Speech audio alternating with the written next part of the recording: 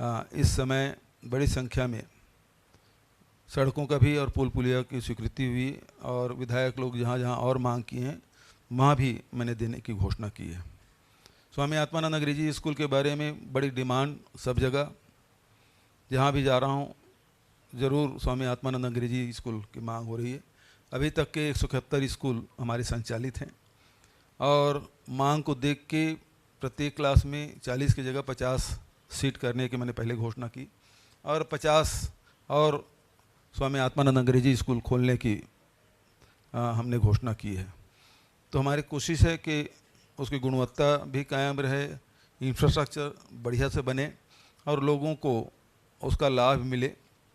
उन व्यवस्थाओं को भी स्कूल में भी जाके हम लोगों ने देखा, छात्र छात्राओं से मुलाकात की, पेरेंट्स से भी बात की और शिक्षिकाओं से भी मैंने बात की। तो ये सारी माइनर फॉरेस्ट प्रोड्यूस है, उसकी भी खरीदी की व्यवस्था हम लोगों ने देखी। कई जगह बहुत अच्छा काम हो रहा है, वैल्यू एडिशन भी कर रहे हैं और गौठान में अब रूरल इंडस्ट्रियल पार्क हम लोग बनाने जा रहे हैं, तो उसके ट्रेनिंग की व्यवस्था। और अभी जिस प्रकार से क्या बटवाही में अब गोबर से पेंट बनाने के लिए भी वो प्लांट लगा रहे हैं, उसे ट्रेनिंग के लिए भेजा भी जाएगा। MU पहले सो चुका है, तो वहाँ आप गोबर से पेंट भी बनाएंगे। इसके बाद का जो स्टेज है गोबर से बिजली बनाने का, इन सेंटरों में बिजली उत्पादन करेंगे ताकि गोबर का ज़्यादा से ज़्यादा उपयोग हम लोग कर सकें। जहाँ बिजली संयंत्र हम लोग छोटी यूनिट जो लगाएंगे तो गोबर से जहाँ बिजली बनेगी उसके बाद फिर उसे वर्मी कंपोस्ट के रूप में और या फिर पेंट के रूप में या गोकास्ट वगैरह बनाते हैं उसके रूप में उपयोग होगा। तो गोबर का ज़्यादा से ज़्यादा उपयोग। और आप लोगों ने देखा कि जिस प्रकार से गौठान हम लोगों ने निर्माण किया, तो जो खुले में जो जानवर घूम रहे थे उसमें कमी आई। हालांकि कुछ लोगों को जो छत्तीसगढ़ की व्यवस्था को नहीं जानते, जो अभी भारतीय जनता पार्टी के बाहर के नेता आए थे, उन्होंने कहा जानवर तो अभी खुले घूम रहे हैं। तो छत्तीसगढ़ में गर्मी के दिन में वैसे ही खुला छोड़ देते हैं, फिर भी लगभग 30% उसमें कमी आई है। रोड एक्सीडेंट में भारी कमी आई है। तो इस गौठान योजना का लाभ, जहाँ छुट्टा जानवर से लोग परेशान होते थे, उससे उसमें कमी आई है। दूसरा, उसमें अभी हम लोगों ने माटी पूजन का कार्यक्रम किया। तो जैसे गौ माता की सेवा कर रहे हैं उसी प्रकार से हम लोगों को मिट्टी का भी हम लोगों को सेवा करना चाहिए और मिट्टी के भी स्वास्थ्य का हम लोग को ध्यान रखना चाहिए। जितना हम केमिकल फर्टिलाइज़र और पेस्टिसाइड हम लोग जितना डालते हैं उससे उनका स्वास्थ्य खराब होता है, ज़मीन कड़ी होती है, बंजर होने की संभावना बनी रहती है और जो अनाज फल सब्जी उत्पादन करते हैं उसमें उसकी गुणवत्ता में भारी कमी रहती है। इसलिए यदि उपभोक्ताओं को सही अनाज और फल सब्जी मिले तो बहुत सारी बीमारियों से हम बच सकते हैं। तो इसलिए हमारी कोशिश है धीरे धीरे इस प्रदेश को हम जैविक खेती की तरफ आगे बढ़ाएं, तो निश्चित रूप से किसानों को भी लाभ होगा, धरती माता की भी सेवा होगी और साथ ही उपभोक्ताओं को भी सही अनाज और फल सब्जी मिल पाएगा। तो हमारी कोशिश यही। फॉरेस्ट राइट एक्ट में बहुत सारे लोगों की शिकायत मिली। शिकायत इस प्रकार से कि पट्टा तो मिला है लेकिन 2 एकड़ हमारा कब्जा है और 25 डिसमिल का हमको पट्टा दे दिया गया, ऐसी भी शिकायतें।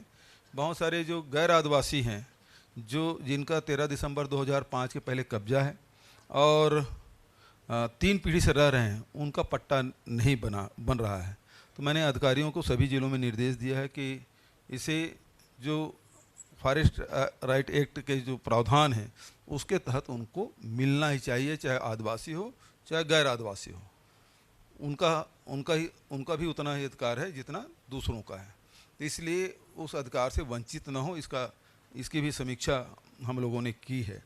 तो आम व्यक्ति को हाट बाज़ार क्लिनिक योजना हम लोगों ने देखा, वेलनेस सेंटर, PSC CSC का भी हम लोगों ने निरीक्षण किया। तो जो आम और ख़ासकर पटवारी तहसीलदार कार्यालय, इसका भी हम लोगों ने निरीक्षण किया। बड़ी तेज़ी आई है अभी नामांकन बंटवारा खतौनी में, फौती उठाने में और रिकॉर्ड दुरुस्त करने में, अभिलेख दुरुस्त करने में और नक्शा दुरुस्त करने में भी काफ़ी तेज़ी आई है। मैं समझता हूँ कि इससे आम जनता को, किसानों को और जाति प्रमाण पत्र है, निवास प्रमाण पत्र है, इसमें भी काफ़ी सुधार हुआ है।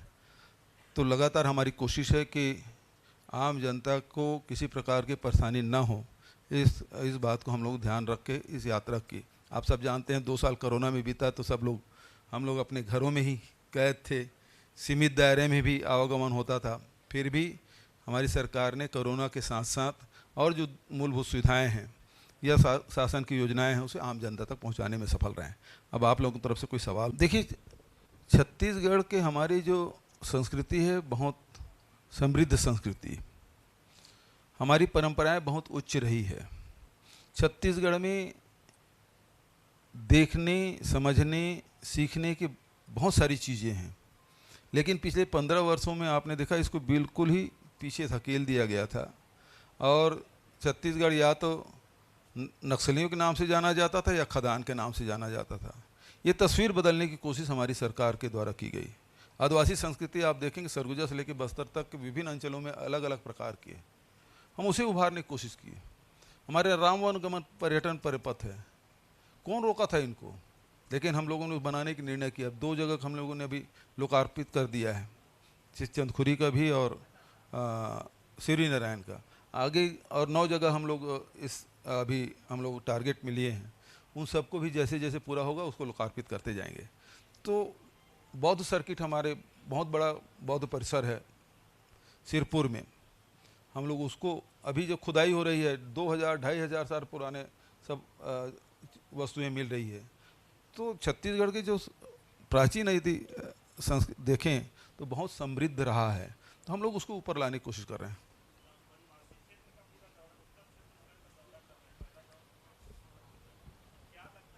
क्षेत्रों में हमें और ज़्यादा काम करने की आवश्यकता है या क्या कमियां मिली आपको जिन पे ज़्यादा ध्यान देने की आवश्यकता है? सबसे ज़्यादा ज़रूरी है कि जो योजना है उसका लाभ ज़्यादा से ज़्यादा पहुँचाएँ। जैसे अभी हम लोगों ने भूमिहीन श्रमिक न्याय योजना राजीव जी के नाम से शुरू किया, पिछले साल शुरू किया था, जिसमें 2 किस्त हमने दे दिया है 2-2 हज़ार का। इस साल 7,000 हमने किया है। बहुत सारे श्रमिक भाइयों को जो भूमिहीन है उनको पता ही नहीं, ऐसे भी लोग मिले जिनके खाते में पैसा चला गया लेकिन उसको पता नहीं कि उसके खाते में पैसा भी आ गया है। तो इसको प्रचार करने की आवश्यकता है। उसी प्रकार से जैसे हमने कहा कि बैगा, गुनिया, पुजारी, उनको भी 7,000 रुपया देंगे। बस्तर में तो पता है क्योंकि मैं वहाँ जाके बोला था, यहाँ किसी को पता नहीं। जैसे देवगुड़ी या देवघर है, उसके बनाने के लिए हमने 5 लाख रुपया देने का निर्णय किया है। बस्तर में करीब 2400 हमने आइडेंटिफाई किया है, उसमें से 1200 से अधिक बन गए हैं और बचत 1200 स्वीकृत हो गए हैं। यहाँ किसी को पता ही नहीं है। तो मैं लगातार जहाँ जहाँ जा रहा हूँ सबको बता रहा हूँ। तो सूरजपुर में भी आदिवासी समाज की बैठक ली है, यहाँ भी आदिवासी समाज की बैठक ली, तब पता चला कि हाँ ऐसी योजना है।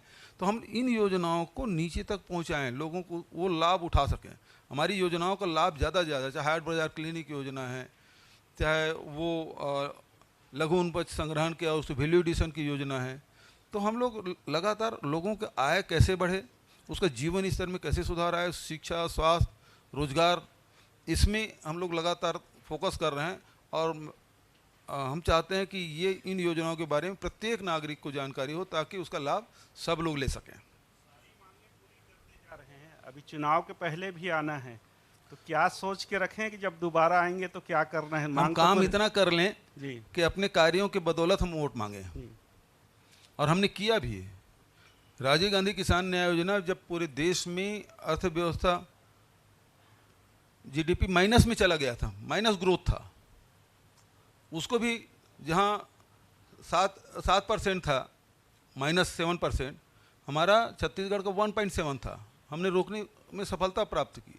दूसरा, उसी प्रकार से आप देखेंगे कि उन योजनाओं को हमने रोका नहीं। राजीव गांधी किसान न्याय योजना की एक मुश्त हम पैसा नहीं दे सके, तो हम 4 किस्तें दिए क्योंकि खजाना बिल्कुल खाली था, फिर भी हमने व्यवस्था की। तो हमारी कोशिश ये है कि हम उन योजनाओं को लगातार जारी रखें, तो ये हमारी कोशिश है। सर, 8 दिन की यात्रा में मिशन 2023 के लिए क्या चुनौतियां दिख रही हैं सरकार को? देखिए, मैं तो 2023 के हिसाब से नहीं, चुनाव तो अभी 1.5 साल बचा है सर है ना। अब वो जब कैलेंडर बदलेगा, 2023, अभी 2022 है, 23 आएगा तो फिर इलेक्शन मोड में आएंगे। अभी तो चूँकि 2 साल तक के कोरोना कारण से हम लोग जिला मुख्यालय में आ जाते थे, संभाग मुख्यालय में चले जाते थे, कहीं बड़ा फंक्शन हो गया या वर्चुअल कर लेते थे। लेकिन ज़मीनी स्तर पे एक विधानसभा में 4-4 जगह जाके कार्यक्रम लेना, और ये कोई आम सभा हम कर नहीं रहे हैं, भेंट मुलाकात है, कोई गाड़ी घोड़ा की व्यवस्था नहीं, कोई ट्रेन नहीं, माइक भर जरूर रहता है, पेड़ के छांव में बैठो, चाहे वो महुआ का हो, चाहे साल का हो, चाहे बरगद हो, चाहे वो पीपल हो, उसकी छाया में बैठ जाते हैं, लोगों के साथ बैठते हैं, उसके साथ चर्चा करते हैं। अगर देखें तो एक एक विधानसभाओं में सूची बहुत लंबी है, तो इसका कोई टाइम लाइन है क्या कि कितने साल में पूरा होगा ये सब? कितने सालों की बात नहीं, अब सड़क बनने में 3 साल तो 2-3 साल तो लग ही जाता नहीं, है। अगर कॉलेज की घोषणा कर रहे हैं हाँ, तो कॉलेज की घोषणा कर रहे हैं, उससे जल्दी करेंगे। मैंने क्या कोई टाइम लाइन है सर कि इतने में कर देंगे, 6 महीना साल भर में? चिंता मत करिए, बजट सत्र तक सब हो जाएगा जी। कि एक एक स्कूल में 10-10 हज़ार आवेदन आ रहा है। अंबिकापुर का जो अपना गद्दी पार्क का स्कूल है, उसमें तो होली क्रॉस और कार्मेल के बच्चे अभिभावक नाम कटा के आवेदन करा रहे हैं। जुगाड़ हम लोगों से भी करते हैं कि सोर्स लगा दीजिए, कलेक्टर साहब सुन नहीं रहे हैं हम लोगों की भी। इस बार 10,000 लगभग आवेदन पूरे ज़िले से आ गया है।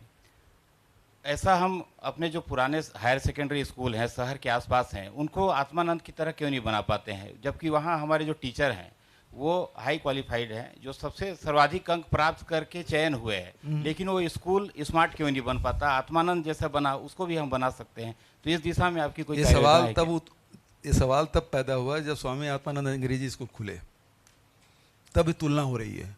और हम केवल अंग्रेजी माध्यम नहीं, बल्कि हर ज़िले में एक हिंदी मीडियम स्कूल भी उसी प्रकार के बनाएंगे। तो पढ़ाई की गुणवत्ता में हम सुधार करें। एक तो ये है कि हमारे यहाँ मेधावी छात्र छात्राओं की कमी नहीं है, लेकिन हम लोग कहाँ मात खाते हैं जब हमारे बच्चे अंग्रेजी नहीं बोल पाते। तो वहाँ तो इसलिए चाहे आदिवासी हो, चाहे वो पिछड़े वर्ग के हो, चाहे अपर क्लास के, कोई भी हो, शहर में हो चाहे गांव में हो, उनको ये अवसर मिलना चाहिए जो पढ़ाना चाहते हैं। अब सवाल इस बात का कि गुणवत्ता में हम लोग समझौता नहीं कर रहे हैं।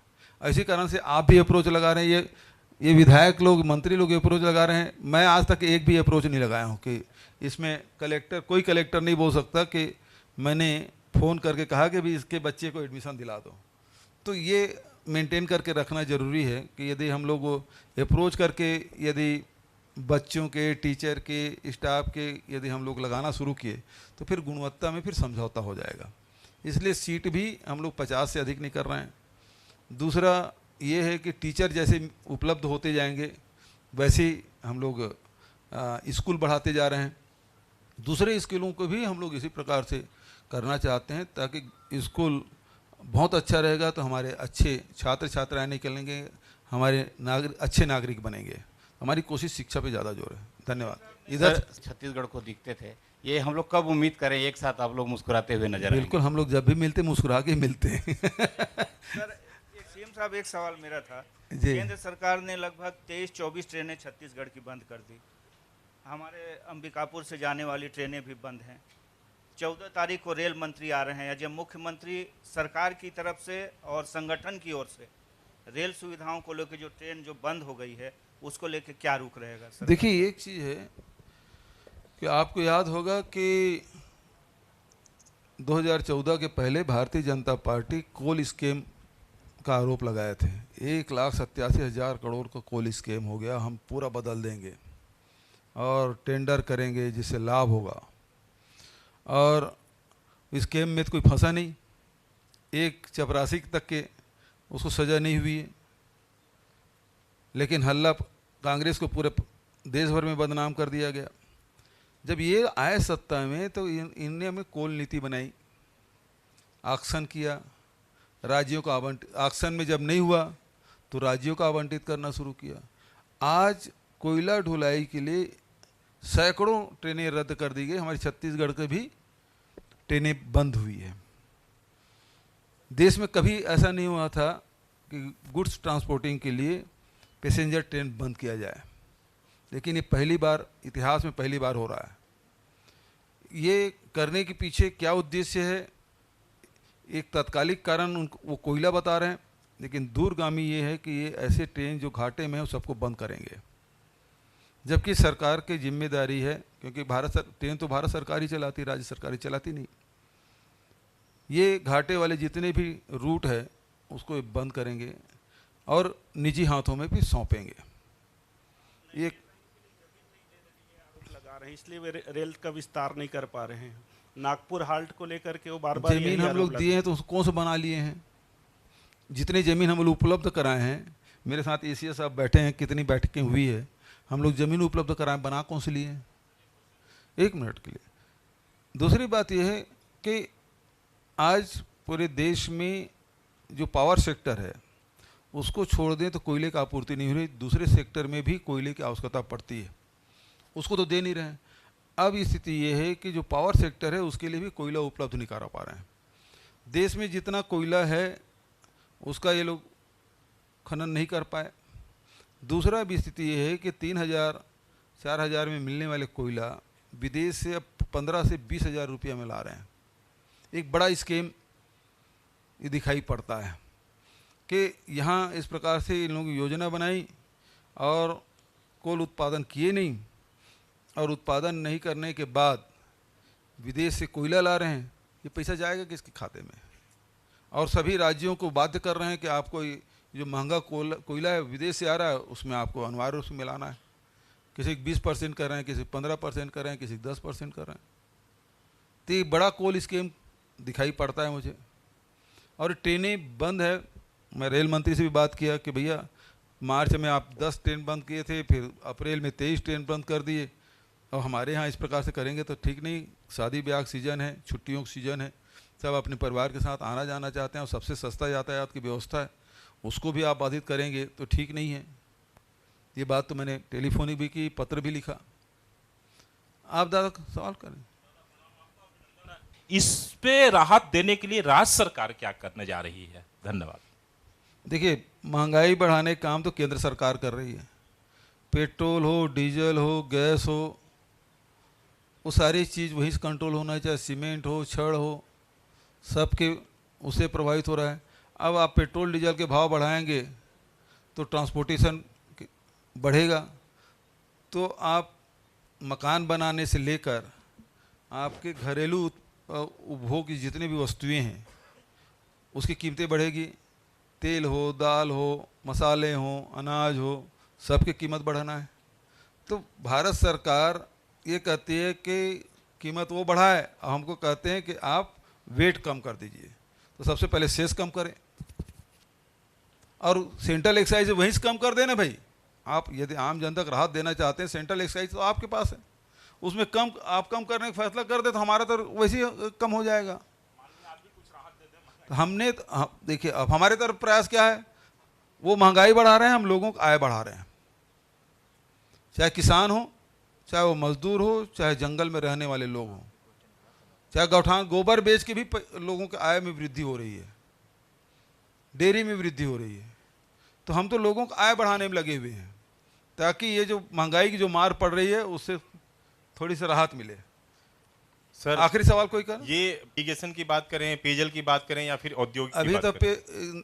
सिंचाई की तो कोई बात होगी नहीं क्योंकि गर्मी दिन आ गया, मई महीना है। अब तो केवल पेयजल और निस्तार, और उसके लिए मैं समझता हूँ पर्याप्त है सभी बांधों में।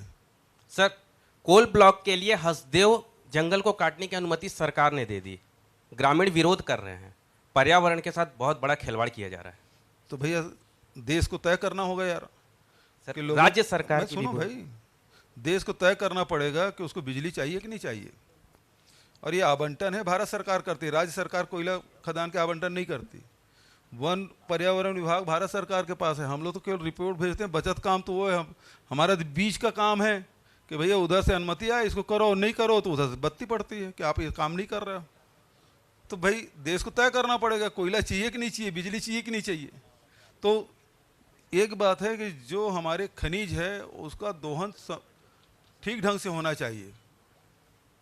मतलब कुछ भी खुदाई हो जाए, कुछ भी पेड़ कटाई हो जाए, ये बिल्कुल नहीं। और दूसरी बात ये है कि नियम के विपरीत कोई काम नहीं होने देंगे। पूरा वहाँ के वनवासियों के, आदिवासियों के पूरे ध्यान, उसके अधिकारों का ध्यान रखा जाएगा।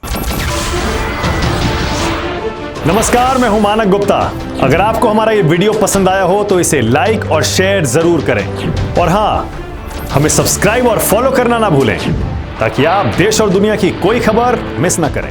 तो जुड़े रहिए हमारे साथ और देखते रहिए न्यूज़ 24।